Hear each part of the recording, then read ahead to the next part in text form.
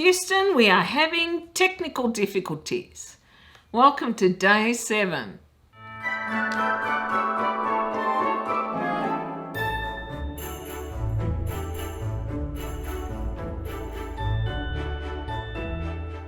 G'day to all you lovely people who are coming back and watching these videos.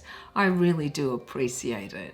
And we are now on day 7 in my 12 days of movies. And I am having technical difficulties. I have now recorded this 4 times. Anyway, before we start, I'm going to show you this. It's my Fleetwood Mac t-shirt who I went to see last year. And I just love them. I don't know about you, but I am a huge fan of Stevie Nicks.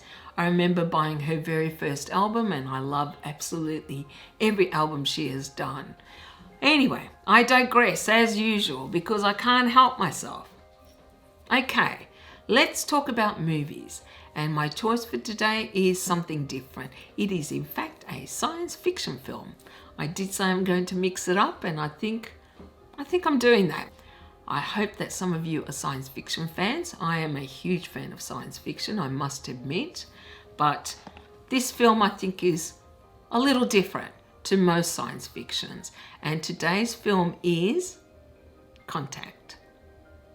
I really love this film. I think it is so underrated. And I think one of the reasons it may not be as popular as other science fiction films is because it isn't just jam-packed with special effects. It is directed by Robert Zemeckis, who is quite famous for Back to the Future trilogy, which I just love.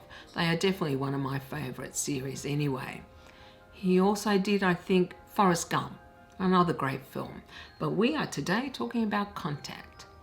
It is based on a novel by Carl Sagan, a very well-known science fiction writer, and it stars Jodie Foster, who is one of my all-time favourite actresses. She is also in another favourite film of mine, Silence of the Lambs, and I'm sure people will know that.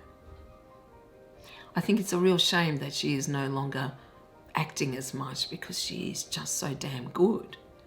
It also stars Matthew McConaughey, who is always charming, I think, in everything he is in, Tom Skerritt, James Woods, Angela Bassett, and the wonderful John Hurt, who Harry Potter fans may remember as Ollivander the Wand Maker. The story itself is actually quite straightforward. It is about a scientist in the SETI program, Search for Extraterrestrial Intelligence, who is looking to make contact with an alien species. And that's really all I'm going to say. I think the writing is excellent in this film, but the acting is just superb. Really is. I am really running out of superlatives in relation to describing some of these films. There are really no weak spots in the cast. They all do an excellent job in this film. In fact, every time I watch it, I get so angry at one of the characters that I just want to reach through the screen and strangle them. If you've seen the film, let me know in the comments which character you think I'm talking about. If you ask me, this is one of the best science fiction films I have seen in a long time. But unlike a lot of science fiction films, this one does not rely on special effects. Not that it doesn't have any, and it has some wonderful special effects. It relies more on the story and making us think about this age-old debate between science and religion and whether the two can coexist. I always appreciate a film that makes me think, that makes me wonder about it hours after I have finished watching a film, and this one definitely does that. It is more, I think, a cerebral film, one that makes us use our intellect, those little grey cells that we have. And I think that is what makes it stand apart from a lot of the science fiction films we see today. I have been wondering whether to put this in or not, but I think I will. I know that there are a lot of Marvel films which are very entertaining and I love to watch, but really they're mainly fluff. And don't get me wrong, I love good blockbusters just like anyone else with wonderful special effects, but they're forgettable. I think in 10, 20, 30 years, people won't remember them. And what I dislike about them is that they pretend to be something they're not, which is deep and meaningful. They really aren't. Whereas this film, it doesn't need to try because it is. It is one that makes us wonder about all these issues that it raises in the film. Can I say that I am having no luck with this video? My battery died. Okay, where was I? Maybe I was a little harsh on the Marvel films. And as I said, don't get me wrong, I really enjoy them. There are some I absolutely love, like Guardians of the Galaxy, but that does not pretend to be anything but pure entertainment.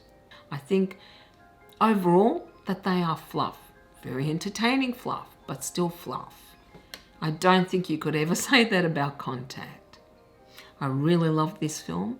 I highly recommend it if you haven't seen it, especially if you love something that has a bit more meat to it. Well, that is my choice for day 7. Let me know what you think of this film, if you've seen it or heard of it, and what your views are on the film itself. Okay, well, thank you to all of you who have been watching this series. I really do appreciate it. I hope you all have a beautiful day, and I will see you tomorrow. Bye.